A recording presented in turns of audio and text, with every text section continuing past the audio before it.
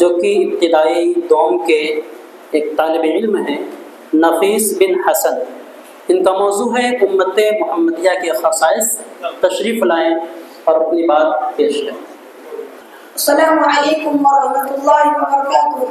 الحمد للہ رب العالمین والصلاة والسلام علی رسولہ الکریم، اما بعد فقد قال اللہ تعالی فی القرآن المجید اعوذ باللہ من الشیطان الرجیم بسم اللہ الرحمن الرحیم۔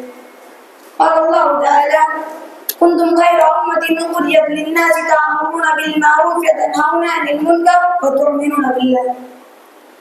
صدر محترم، اساتذہ کرام، مہمانان اعزاز، میرے اسلامی بھائیوں اور بہنوں، آج کے سالانہ اجلاس میں میری تقریر کا عنوان ہے امت محمدیہ کے خصائص۔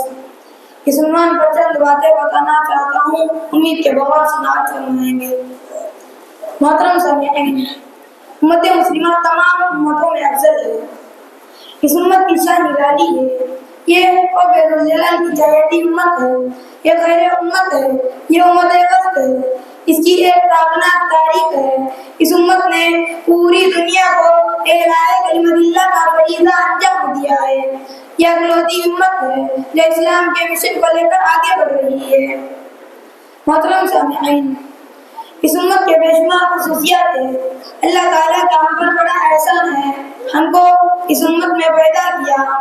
اس امت کی پہلی خوبی یہ ہے کہ یہ عالمگیر امت ہے۔ اس کا دین پوری دنیا کے لیے اور ان کے رسول صلی اللہ علیہ وسلم سارے جہاں کے لیے ہے۔ وما ارسلناک الا رحمۃ للعالمین، یہ اس امت کا بہت عظیم امتیاز ہے۔ دوسری خصوصیت یہ ہے کہ یہ امت مجموعی علاقت سے ہمیشہ محفوظ رہے گی، خاص سے محفوظ رہے گی، کیونکہ آپ صلی اللہ علیہ وسلم کی خصوصی دعا تھی وَإِنِّي سَأَدْعُو رَبِّي لِأُمَّتِي أَلَّا يُهْلِكَهَا بِسَنَةٍ عَامَّةٍ وَأَلَّا يُسَلِّطَ عَلَيْهِمْ عَدُوًّا مِّن سِوَىٰ أَنفُسِهِمْ، کہ اے اللہ میری امت کو عام گیس سے ہلاک نہ کرنا اور ان پر دشمن ایسا غالب نہ کرنا کہ ان کی جگہ ٹوٹ جائے اور ان کی جڑ کٹ جائے۔ تیسری خوبی یہ ہے کہ یہ امت کبھی ضلالت پر اکٹھا نہیں ہوگی۔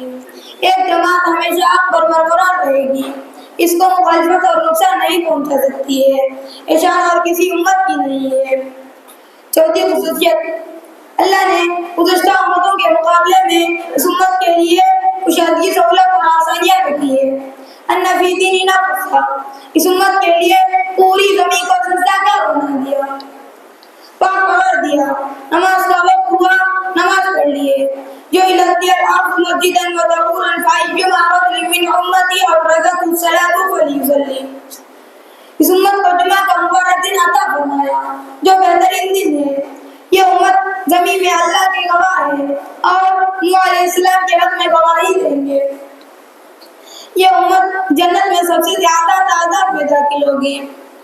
محترم سامعین، یاد رہے کہ فضائل اور انعامات انہی لوگوں کے لیے ہیں جنہوں نے توحید اور کتاب و سنت کی پیروی کی۔ شرک و بدعت کے راستے پر چلنے والے اس عظمت کے سزاوار نہیں ہیں۔ آخر میں اللہ تعالیٰ سے دعا ہے کہ اللہ تعالیٰ ہم تمام لوگوں کو امت مسلمہ کے شرف پر باقی رہنے کی توفیق عطا فرما، آمین ثم آمین۔ وآخر دعوانا الحمد للہ رب العالمین۔ السلام علیکم ورحمۃ اللہ وبرکاتہ۔